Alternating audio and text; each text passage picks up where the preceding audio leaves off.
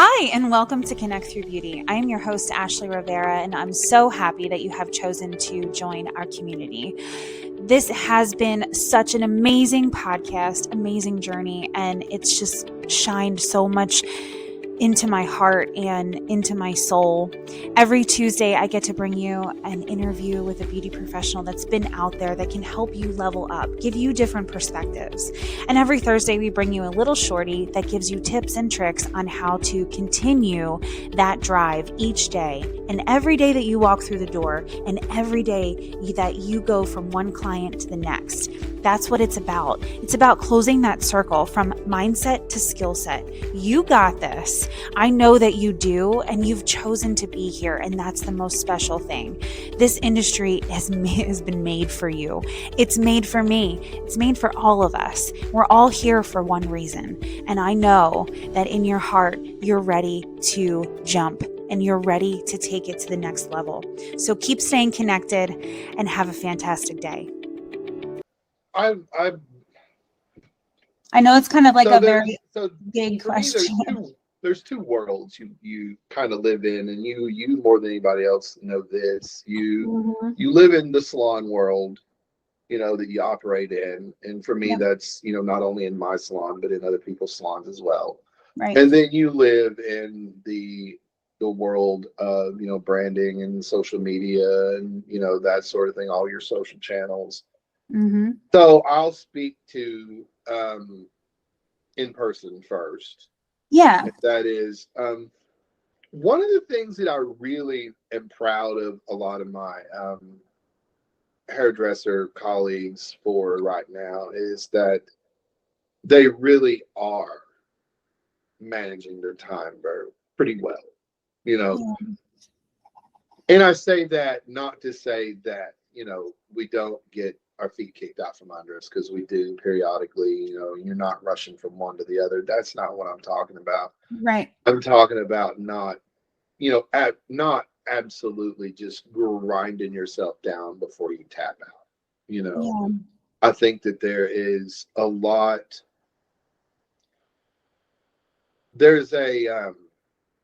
more shallow threshold for what they're willing to take before they take a little bit of, a break or whatever. And I really think that is a part of the evolution of the business. And, I mean, I take a lot of that back to, COVID happening. And, hairdressers really got a taste of what the world thought about them. Right. Right. And you just take that for what it's worth. That is, a very surface comment, right? Sure. We got a hearty dose of how the world felt about hairdressers. And I think that really did, because it was already kind of happening, but it was happening, in my opinion, in a very slow motion sense. It was. Yeah. And I think COVID really kicked the door in on that. And people were like, whoa. Yeah. Whether it was how you felt about how the public felt about you, and you got kind of, keyed in on that, or if it just was the lingering effect, which is what I deal with even 2 or 3 years down the road, the lingering effect of at first having to sit, and in the end, able to sit for 5 weeks. You know what I mean? And I know that not everybody's journey is the same. And that I know that, a lot of people were very stressed out during that period because they got bills and they got all this kind of stuff. And they weren't as lucky as myself, who, I had secondary income, and I still had to put the lid on a lot of things, but I wasn't worried about getting kicked out of my house, and I wasn't worried about not being able to eat and that sort of thing. And it was very stressful for us going back to work. And we realized really how much we were like, is this what retirement is supposed to feel like? And if that's what retirement really feels like, then I'm okay with taking a few of those lumps along the way, Right. not working yourself into old age and then being so busted up that by the time you get to 62 and a half, if you're able to retire at that point I know. financially, that you're Crazy. just really not in a place where you can get out and enjoy the world as much. So Yeah. I like to take, I always have my eye on the prize, you know, as far as retirement and financial stability goes in that way.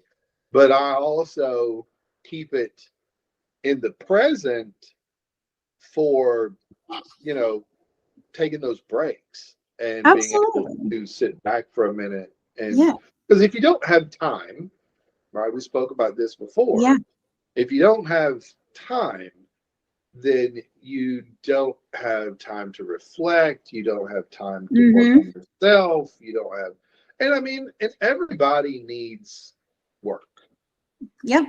Like, I don't care how good you are at what you do, or how well-rounded you may think you appear, and all that sort of stuff. Everybody has something about themselves that they need to, want to, should be working on. Working on. Yeah. And Yeah. if you don't have time to think about those things and reflect, then you don't get to do that. And you're, in my opinion, you're like one of those old toys that, you know, would run into a wall and just veer off somewhere else, and then run into something and veer off somewhere else. You know, you become kind of like that, you know, Yeah. if you don't take time for yourself. So that's Definitely. one of the things that I really see a lot of, especially younger hairdressers, but I'm also starting to see more experienced hairdressers doing a lot of the same. Yeah, You know, definitely. Yeah. It's good that you're saying this, because I think all of this kind of comes back to looking forward to doing something, but also when you are taking the time, you get the taste of what that feels like. And then 100%. yeah, you go back to work and everything like that, but you know what the end game is. Like I think that's so important. Like you need to know what you're working towards. Like, yes, we all have these goals and things like that, but like, Right. do you have a plan to get there? Like, what does that look like? And are you fulfilling that now? Right. You Right. know, I mean, that's I think life is it's so important that you fulfill it along the way. That you mm-hmm. don't wait until, you know, somebody else tells you that you can, now you're free. You know what I mean? I think that Right. Yeah. you know, I have a financial a guy that does financial planning that comes to me, and he, you know, we got to talking about this, and it's kind of interesting to hear it come from someone whose entire career is the handling of other people's money and telling them how to spend it, you know. Yeah. And he, you know, we got embroiled in a conversation about this sort of thing, and he's like, absolutely. He's like, I tell my clients all the time, take the trip. Mm, You good. know, take the trip. That's You know, actually go. really refreshing to hear. Yeah, and I mean, I'm not going to tell you that all financial planners are that way, but this guy has No, he's made a pretty good career for himself out of that's financial planning. good. And he, you know, he definitely tells his clients, he's like, you know, obviously plan for financial stability and that sort of thing, but in doing that, you don't have to hoard it. Sure. You can spend a little today on yourself. And he says, in a lot of ways, and I 100% believe this, you know, spending money today on things that, you know, bring you joy or whatever that is, helps you Mm-hmm. get to that place in a Big much point. more healthy mindset and Definitely. possibly healthy physical, you know, situation as well. Because I mean, we Absolutely. know that you know, we know that what stress does to the body, Mm-hmm. and, you know, that sort of thing. And, you know, people that have, you know, constant release of cortisol into their system, that really starts to break the system down as far as Mm-hmm. biologically, you know, Oh, that this is sort my of thing. jam. I love talking about that stuff. Do what? I said, this is my jam. I love talking about that stuff. Right. I mean, you have the whole, what is it? The dopamine, the oxytocin, the, the cortisol, all of that has to be a balance there. Right. For sure. And, so a lot of times that, we get so embroiled in what we're doing every day that we don't take the time to let that, that cortisol calm down and get that, oxytocin that we need. And, dopamine's easy to get, right? I mean, it's like, it's the easiest thing to get. But it's the most unreliable as well. You know what I mean? Well, and sometimes it's very quick and then I mean, life is here.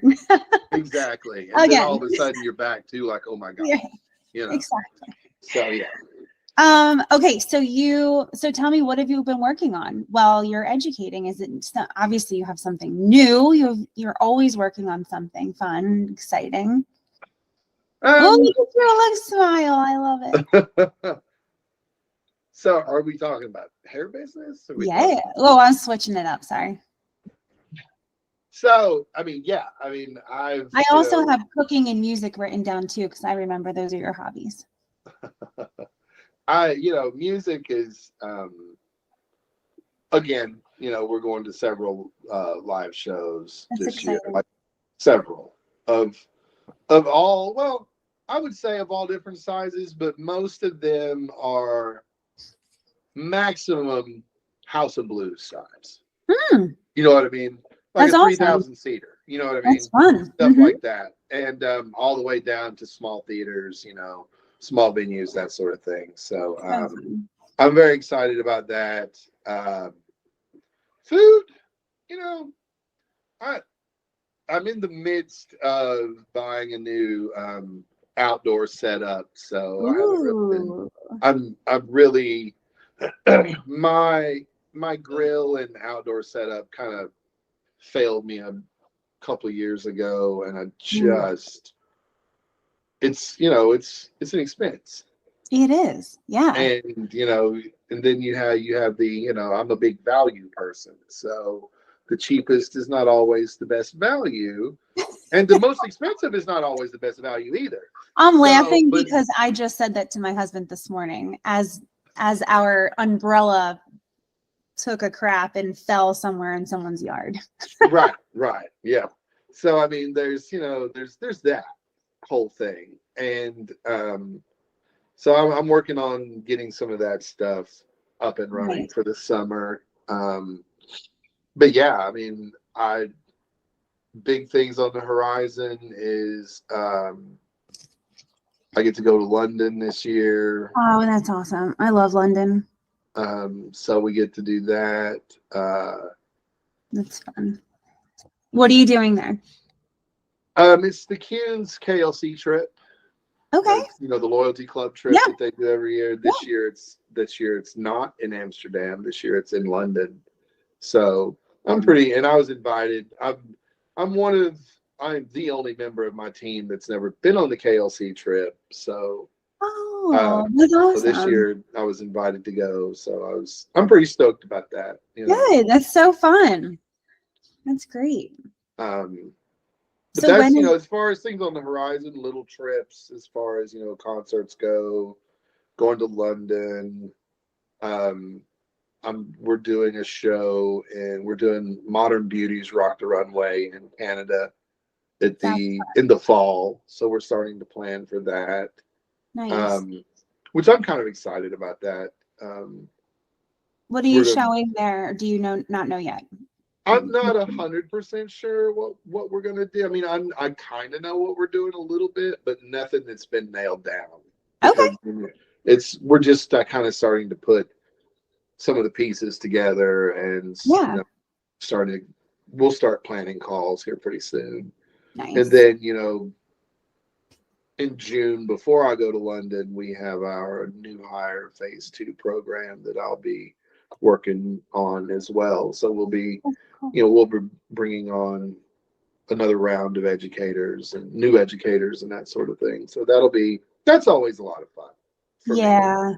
Long days and that sort of thing. But, helping people with career development is Yeah. it's a very rewarding thing to do and to be a Yeah. part of. So Yeah, absolutely.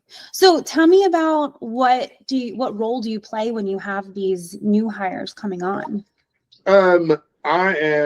it's myself, Jessica Mills, who's the VP of Education, and the creative design ambassador, Gareth Palmer, and I. We all three, new hire phase 2 is predominantly facilitation skills. Okay. So my role within that is I'm a facilitation coach. Right. So we put them Yeah. through that, and it's Yeah. That's tough. yeah, it's a lot. It's some long days, and Yeah. sometimes the longer the day, sometimes the more emotional it can get for For folks. sure. And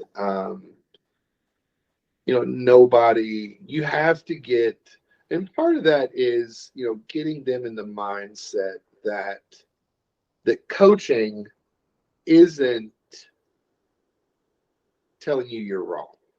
Right. Coaching is helping you do better the next time you're in the same situation. Yeah. you know Absolutely. and I mean, we've all been out there and done the thing where it went super awesome, Mm-hmm. and we've also been out there and done the thing when it wasn't. And helping people understand what coaching is about helps them when they get out into the world and they have to self-coach, Yep. because it's a level of honesty that's not for everyone. I mean, I'll Right. be on, I'll be honest about that. It is so Um, true. I mean, it takes a particular kind of person to be able to look at what they did and be honest about what worked and what didn't work. Absolutely. It You sure know, does.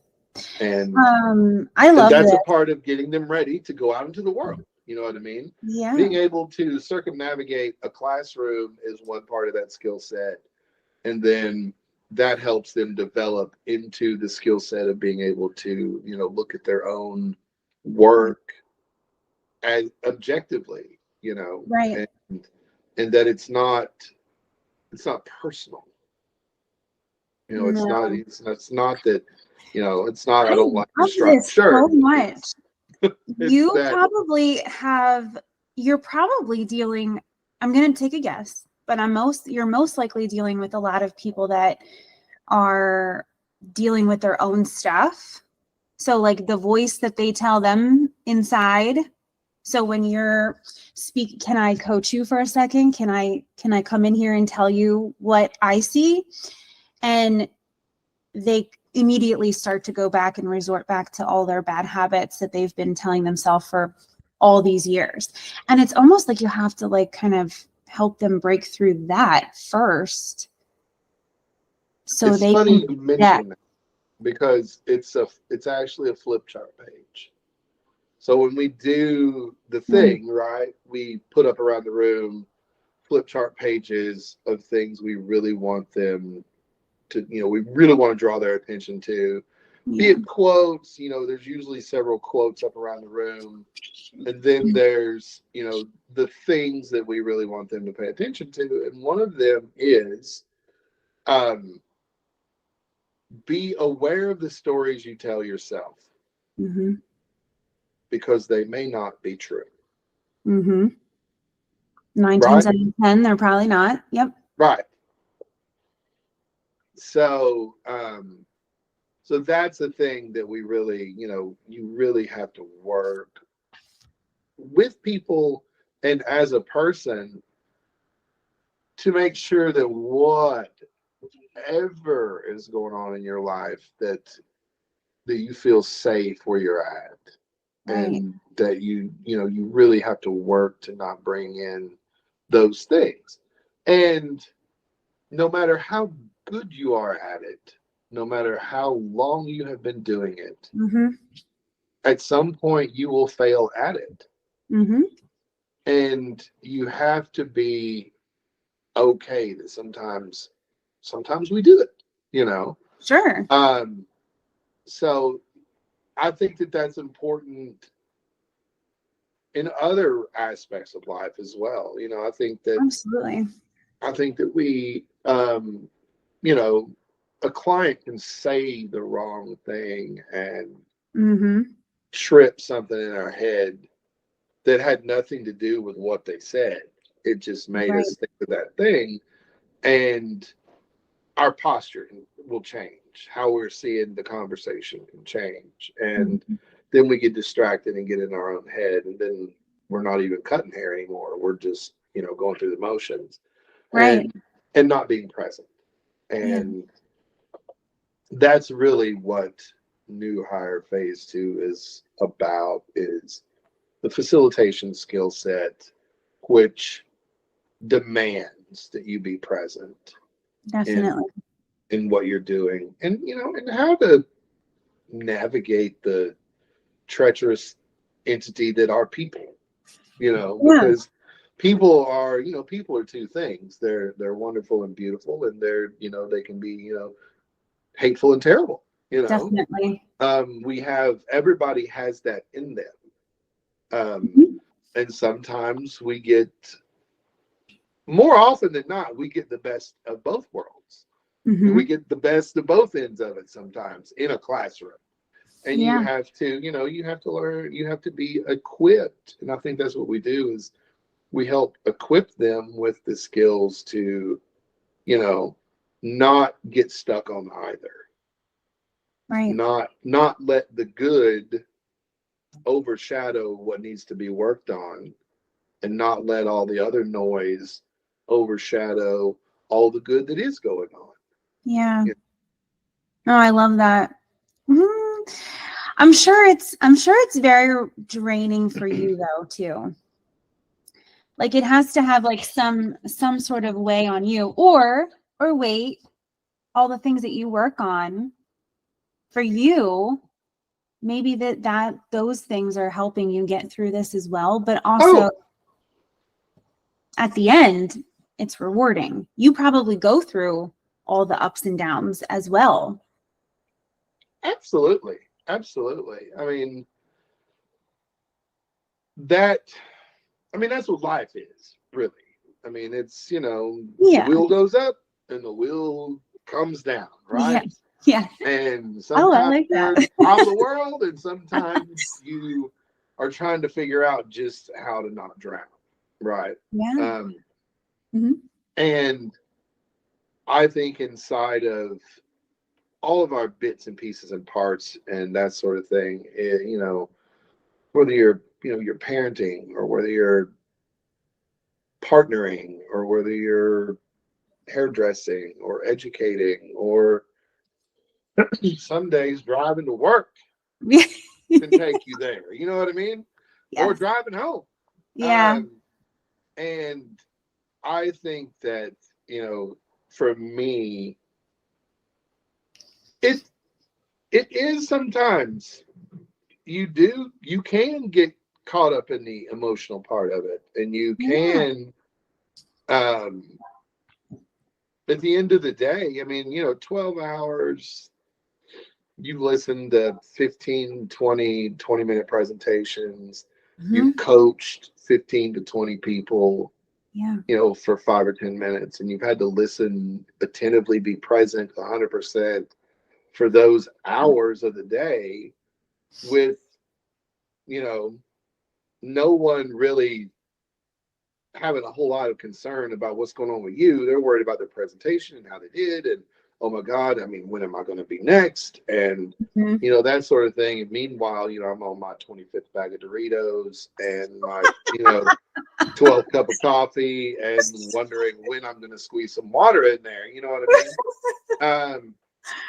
Oh. And because that's, you know, that's a lot of what you do. When you start getting tired, Hmm. you start, you're like, you know, you're almost like a child. You start Right. looking for things to keep you To soothe you. engaged, you know, Yeah. and to soothe you. Yeah. Exactly. Yeah. And And I feel for the attendee as well, because they have to sit there for 12 hours. Uh-huh. And with that anticipation of what's next, Mm-hmm. and I'm 10 people away from having to go, and then when do we get a break, and what are they going to make us do tonight, and that sort of thing. And Yeah. it's a pretty high tempo program. I And can you're dealing, imagine. do what? I said, I can imagine. I Oh, I was a Redken artist many years ago, but right. I went through the training. It was 3 phases. Okay. And I will say that because of that training, I was a better person. Just 100%. 100%. period. We Period. always tell people at the beginning of phase 2 Yeah. that this will change your life. Well, yep, absolutely. This, when you walk out of here, you walk out of here a different person. I am so grateful for facilitators like you, educators like you, because it does bring your career full circle, and it really gives you this like 100%. meat. It gives you like all this meat, like that I don't know how else to describe it, but like that word just comes to me, and like that's what you bring to the table. You bring so much more than just a skill set. It's like a lot of oomph. Well, I mean, you are, when you get to this part of the career, and this part of that part of the career, right? Um, because for me, whether you start educating at 28, 38, 48, whatever it is you start doing this at, you are obviously wanting to elevate yourself, right? Mm-hmm. Mm-hmm. That's why, in my Yep. opinion, that's why you should get into education, is because you're Yep. wanting to elevate what it is you do and have been doing. Yep. And when you get into, like, and there's beginning educators. Everybody has to begin, right? Starting is a lot of times the hardest part. Sure. But and you stay in that beginning phase for a while, and you learn those lessons as you work through that. And Mhm. then maybe, you, depending on what the brand's model looks like, maybe you get migrated onto a show team, or maybe you get migrated into their advanced academy team, or something along that line. Mhm. And then you work through that as well, and you're still most likely educating in the field. You're doing a show here or there, or you're doing an academy program here or there. And then at some point you may get to the point where you're doing both. Mhm. you know you might be Yeah. doing a show or two, and you're doing a few academy programs. You're still working in the field. And then you get to a point where, and this is the way it happened with me, you get to a point where you want to understand where the things your coaches are telling you comes from. Hmm. Hmm. Not everybody gets to that point, and that's not good, bad, or different. Some Mhm. people just have no interest in that, you Sure. know. And I think that in order to be a part of a career development end of any job Yep. or career or whatever company, Mhm. whatever you want to say, you have to have interest in that, Definitely. because it takes you get coached a lot differently at that point. You may get coached a little bit more, I don't want to use the word heavily, but more frequently perhaps, and Mhm. from a different perspective, and all of those things, maybe from a different level of facilitation. I think that would be the proper way to say that. Yeah. And you have to be, in my opinion, you have to be ready for that, Mhm. mentally, and everything else. So um that's where a lot of that meat comes from, in my opinion, is now you Absolutely. understand, you start to understand the mechanics of the coaching you've received up to that point. Right. and you're now getting coached from a different level, and because you have a different level of understanding. Yeah. And it's not, that's not from a position of superiority. That's just a matter of fact. And Right. so, Do yeah, I mean, you that's do where the meat you comes from. have I love it. Do you have a coach? So Oh, who absolutely, I do. right. So Yeah. right, you have this coach now in your life and do you think like I already kind of know the answer, but at every level that coach changes because you've changed. Oh, totally. I think Totally. that's really brilliant point to bring up because I do feel like people tend to stay where they feel is comfortable and then they don't like they get to a certain point and they just stay because it's comfortable and they don't know how to like break out of that, like get to the next step, right? Right. And I think that sometimes that comes with, that falls into that stories we tell ourselves. You know what I mean? Right.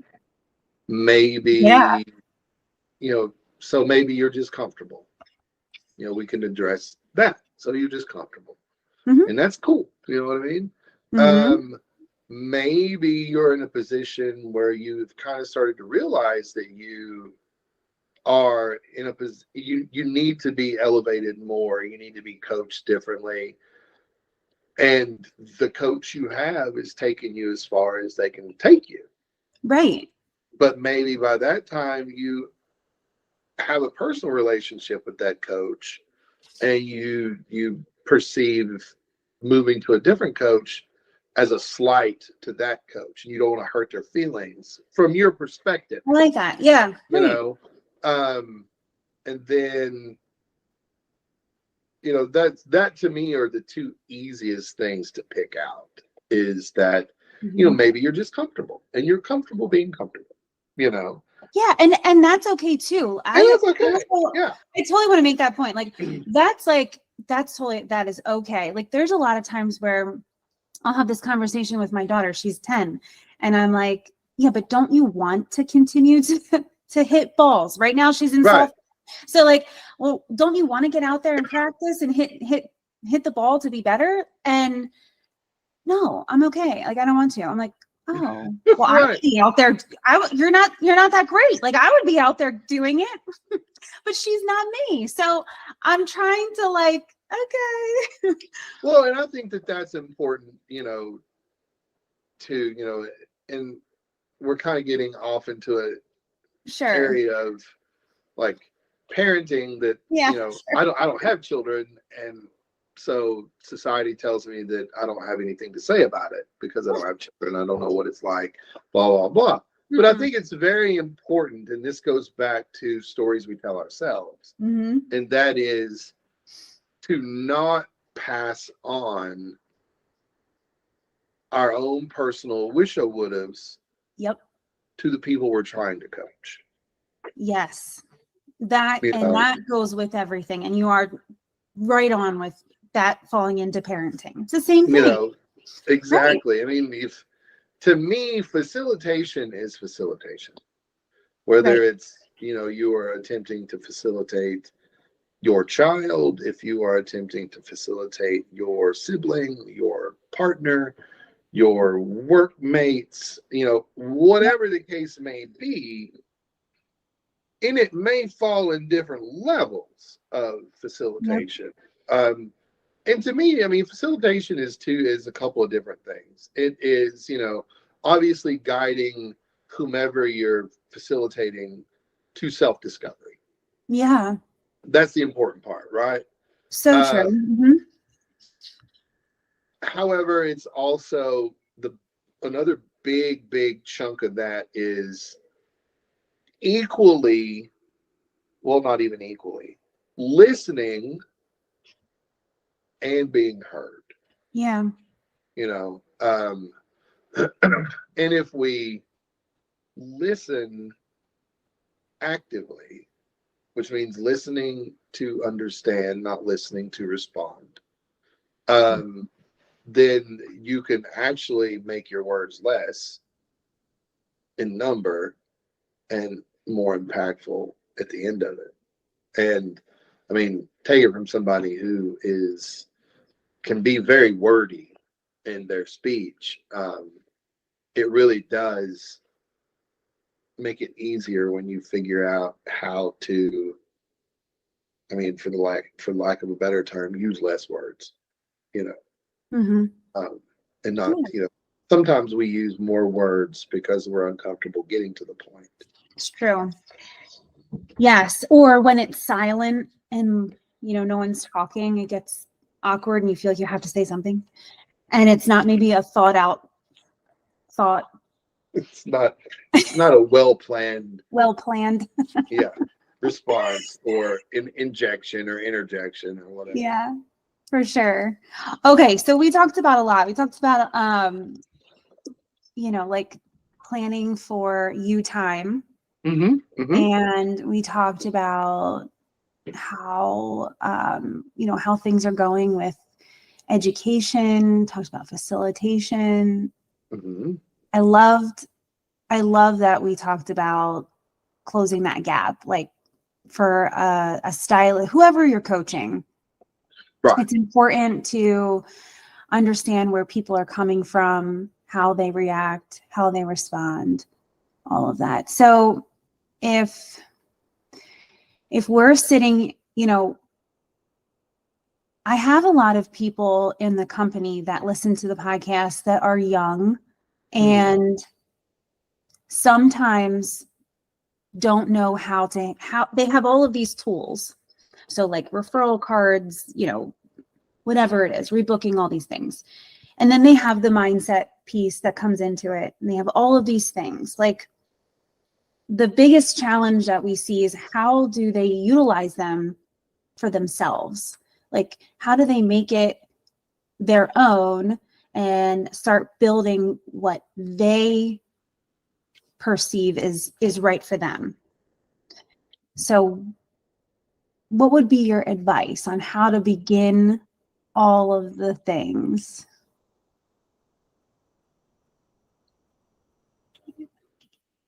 That's a large question. I know. For one, I'll preface it with saying that's a large question. And you only have 5 words to say back about it. I'm just kidding.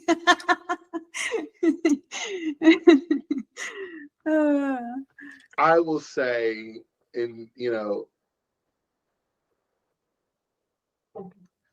I'll say this with a small story. Yeah, I love it. Love a story. When Jennifer, my partner, moved to Oklahoma City from Kansas City, she had to start all over. And the culture in Oklahoma City is significantly different than Kansas City in certain ways. Okay.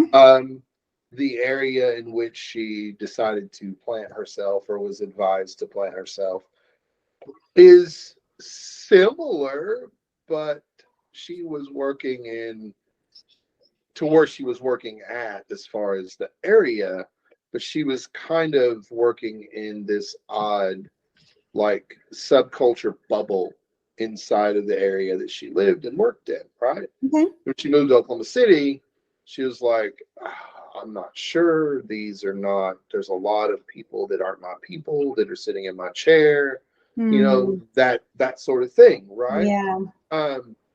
And still making money, still not hating life or anything like that.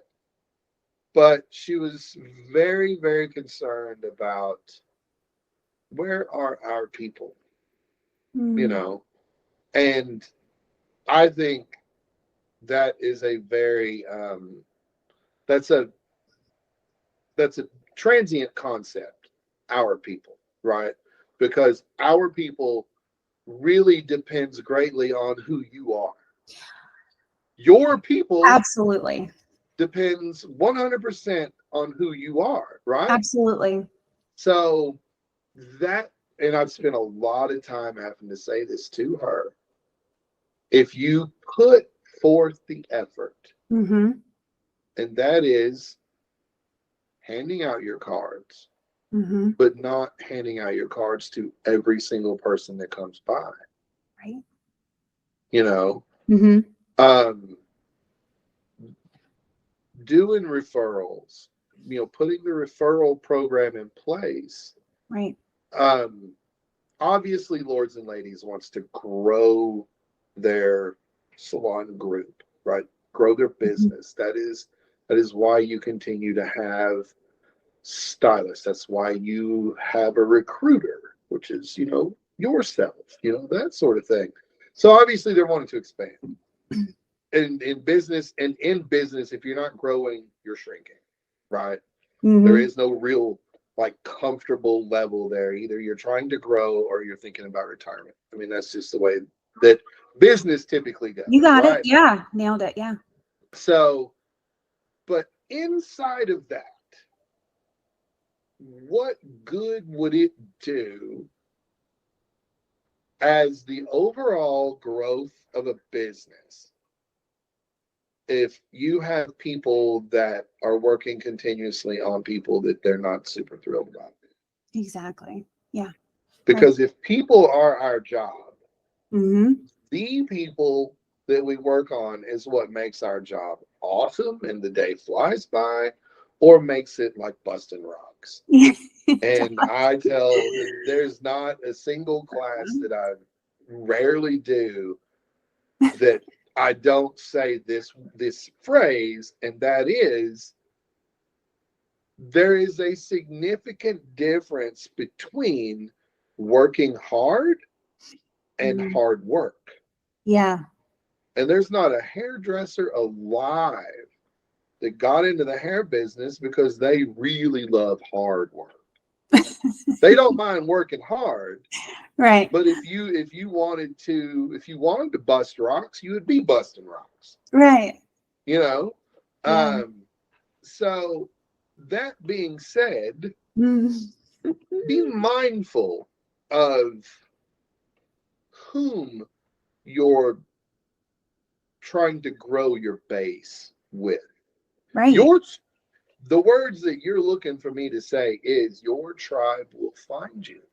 It is true. It is true. Mm-hmm. Those are the 5 words I would give them is your tribe will find you.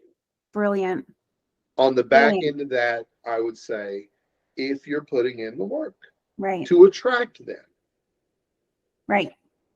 And Yeah. and the old saying is that is you have to kiss a lot of frogs. I mean, we've all heard that. I mean, it Yeah. goes and it's the same as building a clientele. Absolutely. You have to take the people that you don't want to take in the beginning. Exactly. And I mean, the people that have come in and out of my chair that literally, like, my skill set had nothing to do with it. Mm-hmm. You know, It usually doesn't. sometimes I think, and I've said this since the first day I opened my first salon, the biggest mistake a business will ever make is trying to be all things to all people. I love that. Yeah. I You're mean, into and can't be if you great. survive that, you're made fun of like the Cheesecake Factory.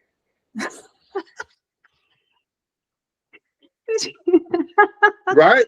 Yeah. Because how many times do people poke fun at that particular restaurant because, they have a menu that's, 500 A pages book. thick, Yeah. and they have, 2,500 different items on the menu. Mm-hmm. And if you get right down to brass tacks, That's amazing. and there's only one real answer to this, why do you go to the Cheesecake Factory to begin with? I don't It's know. not for macaroni and cheese bites. It's It's for because you want cheesecake. Cheesecake. Yes.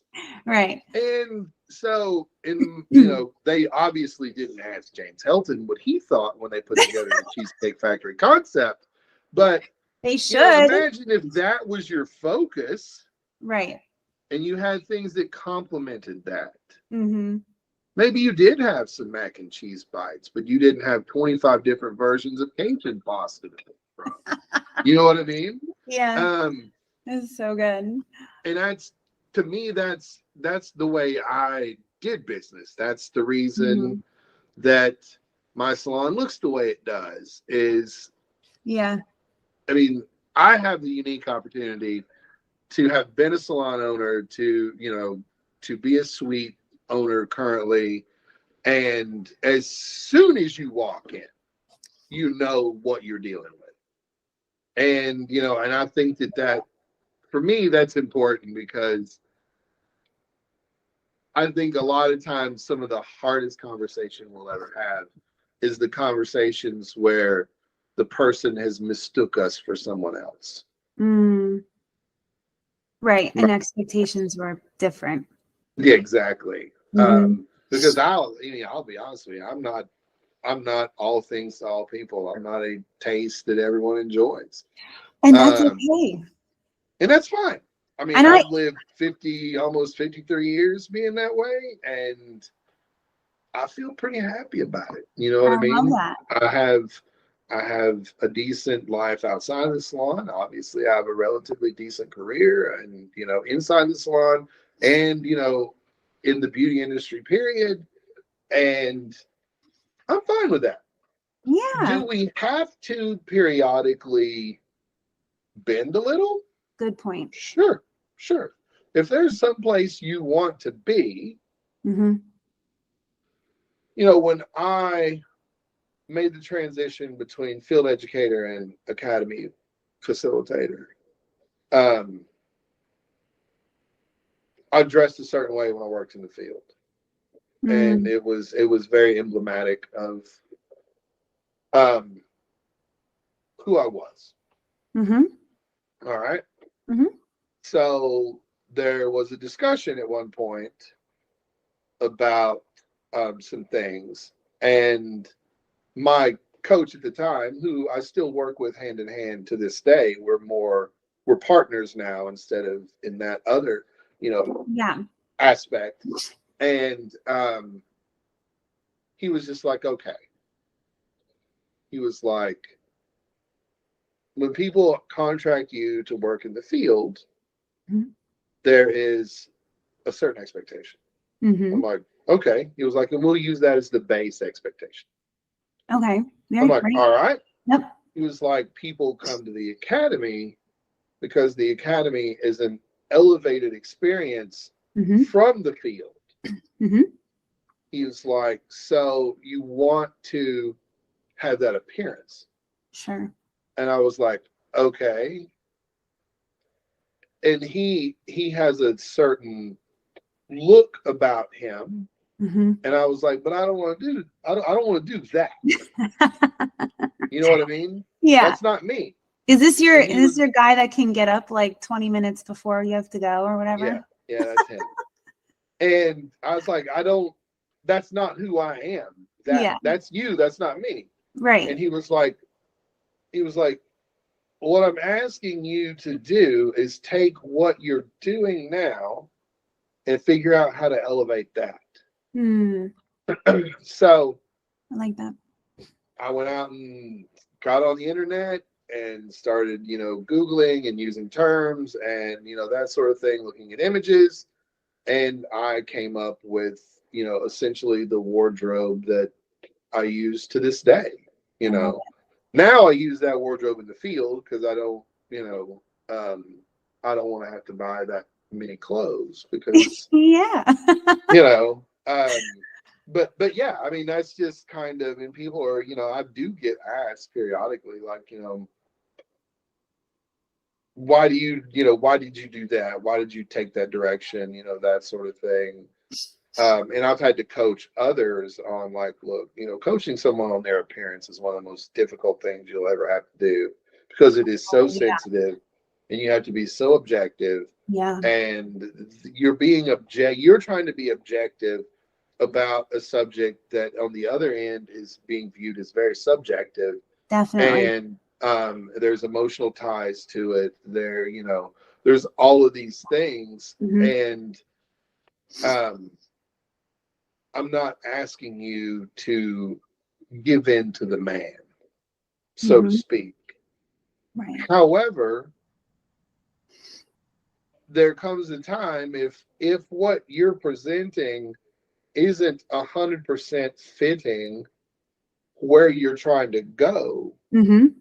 you need to figure out what you need to do to meet that in the middle, Right.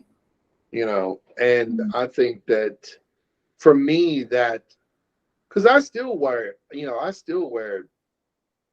weird shirts and you know funky clothes and that sort of thing. I didn't compromise that. Like Good. if you look at shots of me facilitating or doing stage work or whatever, you will see that I'm still wearing some pretty wild stuff. Yeah. Do you ever hear Robert Wayne? Yeah. I like that style. I feel like you would like that. It's like funky. Yeah. I like I'll it. have to check that out for sure. Yeah. And nowadays I'm in a position where I've gotten a lot of that part of myself figured out, and always looking to kind of Yeah. branch You out. always look great. Yeah. You don't want to be stale. You know what I mean? You don't want to No, like, here comes James in his that's uniform again. boring. That kind of Exactly. thing. But so That's yeah, you're boring. always kind of looking for ways to branch out and make things fresher. That sort of thing. Right. Um, Right. but still sticking with, and I think this is so important Mm-hmm. in life, Yeah. sticking with that core principle, Yeah. whatever that is. You know what I mean? Right. Mine was, I've always loved music. I've always loved rock and roll. One of the reasons I got into the hair business was because I was able to, continue to put forth that appearance and kind of live a little bit of that lifestyle. And, when you're moving up through the world and through companies, now you're working for a company, right? Right. Um, and, you spend so much of your career fighting that corporate situation, and then you Mm-hmm. find yourself in the corporate situation, and it's something that you want to be involved in, Mm-hmm. and you are, I don't want to say stuck, but you are put in a position to have to figure out how to make that work for you, Right. and you work for it, Yeah. and there's nothing wrong with taking that core principle and seeing where else it is and lives and what Yeah. else it can be, and maybe growing that a little bit, Definitely. And I mean, stretching that. and you going back to the elevated word, I mean, I think that sums it up. Um, I was gonna say something and now I forget. So my question, did I answer your question? Yes, you Okay. did. All right. That's great. I think people are gonna find so much value in this. I mean, you have so much knowledge and I love talking to you. So I love this so much. Well, thank you. Thank you. Yeah. No, this is It's so good. it's a weird spot to be in if you are me, because I mean I have been 32 years, Yeah. and there's a lot of the hair industry that I can 100% say that I have lived to Mm. the fullest, Mhm. and so I never missed anything on that end, but somehow or another was able to never get mired in a lot of that stuff. I've worked corporate hair, from a corporate position and as a behind the chair stylist and managing a shop to, working as an independent contractor behind the chair and seeing what that world looks like. Mhm. I've been an assistant, so I kind of understand what that looks like and whatnot, all the Yeah. way to salon ownership and now suite ownership, as well as being involved in the education uh, Yeah. culture and that whole world, which is it is the same but it's completely different. Yeah. um it's education is hair's the vehicle in that. Right. You know what I mean? It's Yep. hair is the vehicle to be able to convey, um, a lot of times what is, if I had to, oversimplify it, hair in education, hair is the vehicle to a lot of times convey what is can just be simply philosophy. Hmm. I You love know, that. I Yeah. mean, if you listen to a lot of people on stage, um, the Sam Villas of the world, Robert Right. Cromines of the world, all of those, what we would refer to as titans of the industry. Yeah. Um, so much of what they talk about is how to make your life easier It's true. behind the chair, how to be more impactful behind the chair, and that sort of thing, and work smarter, not harder, and all of these concepts, So which true. which really, I mean, that's philosophy Right. in a sense, put into a Yeah. mechanical um, context. Hmm. And I think that that's one of the great things about education is that is you are helping people elevate their skill set, hopefully, Hmm. um, and helping them elevate themselves in general from how Absolutely. they see things. You know, Yeah. I mean, going to continuing education in this business is crucial, and it's for that 100%. point. Yeah, and for the point that you just made. Walking out of there just feeling like you can take on the world again. Just it's almost like you breathe life back into you, and it's Mhm. really important. You have to, and that's another thing too. I mean, that's it's a great point you brought up. That's another part of taking time for you. For sure. Yes. That's, Mm-hmm. I mean, even though it is about work, if what I said is true, Mm-hmm. and I 100% believe it is, then that is also you Yes. time or time for you.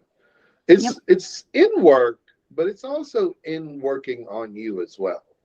Right. Yeah. So Yay. I think it's super important, continuing education for the skill set, the mindset, the whole 9 yards. Yeah. I'm gonna stop recording real quick.